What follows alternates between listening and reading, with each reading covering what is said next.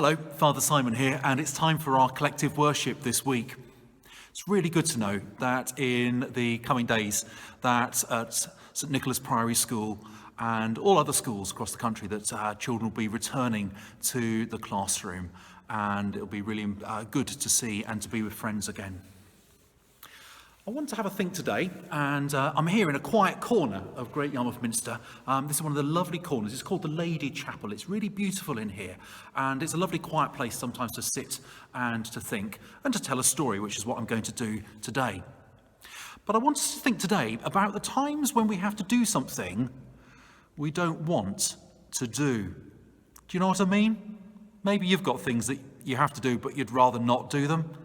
Maybe there's some homework or schoolwork you'd rather not have to do. Maybe your folks at home are telling you to go and tidy your room or something and you'd rather not do that. Maybe there's something that you need to say to somebody to put something right and it's a bit awkward and a bit difficult and you'd rather not do that. And so we put things off and we don't quite get round to them. And our story today is about somebody who really didn't want to do something and he moaned and groaned about it. The story is called Jonah the Groaner. Jonah was a groaner. That's right, a groaner. So when God told him to go to the city of Nineveh and tell the people who lived there to change their evil ways, what did Jonah do? Jonah groaned. Not Nineveh, he groaned. Anywhere but Nineveh. The people who live there are enemies. And when he'd stopped groaning, Jonah brought himself a ticket for a boat ride that would take him far away from Nineveh. God listened to Jonah groan. God watched him buy his ticket, but God still wanted Jonah to go to Nineveh. So when the boat reached the deepest part of the sea, God sent a storm. "God, help us!" cried a sailor. "We're sinking." "God, save us!" cried another. "We're tipping over." "God must be very angry," cried the captain, "with someone here on board." And what did Jonah do? Jonah groaned. "It's me," Jonah groaned. "I'm the one God's angry with. He told me to go to Nineveh, and here I am sailing in the opposite direction. Throw me into the sea and your troubles will be over." "God forgive us," the sailors cried, as they threw Jonah overboard into the water. And almost at once, the sea grew calm. "Oh dear," Jonah groaned, "I'm sinking." "Oh no," Jonah groaned, "I'm going to drown."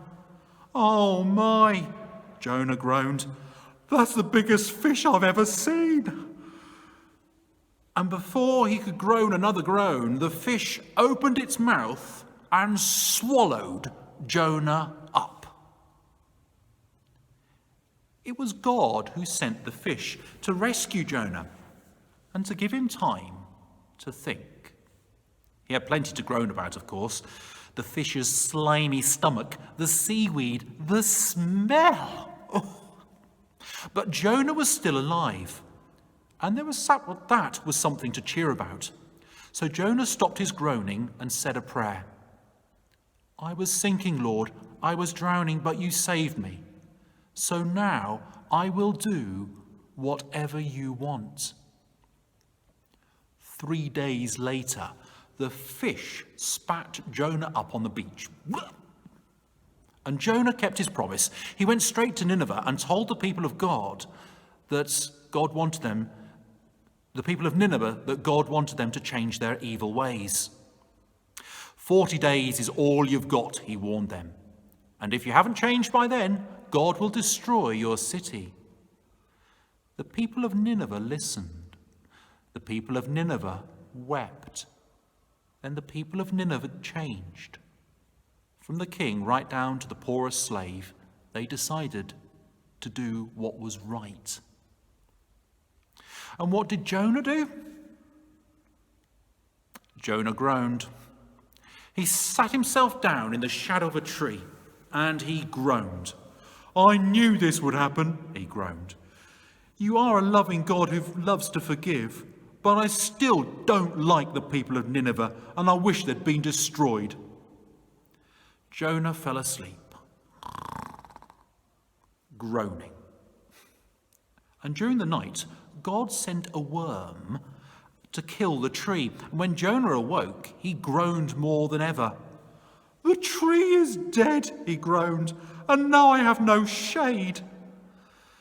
"Oh, Jonah," God sighed, "you cry about this tree, but you care nothing for the people of Nineveh. I want you to love them like I do."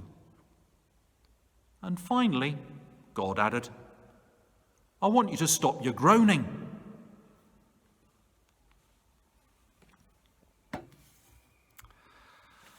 What a groaner Jonah was. But he learned things along the way.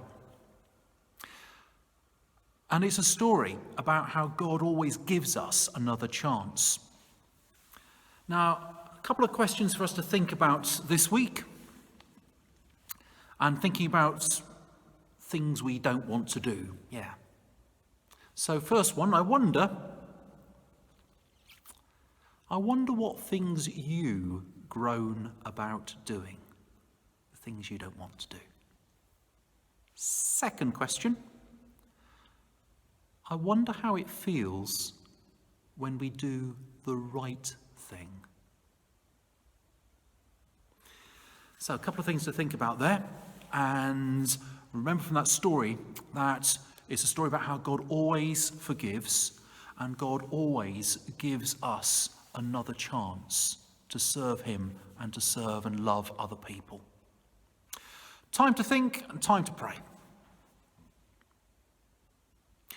Dear God, we thank you that you always forgive us, even when we moan, even when we groan, and even when we've done the wrong thing, that you love us and always forgive us. Help us too to show your love and forgiveness to other people. Amen. And may God bless you, may God watch over you, and God go with you this day. Amen.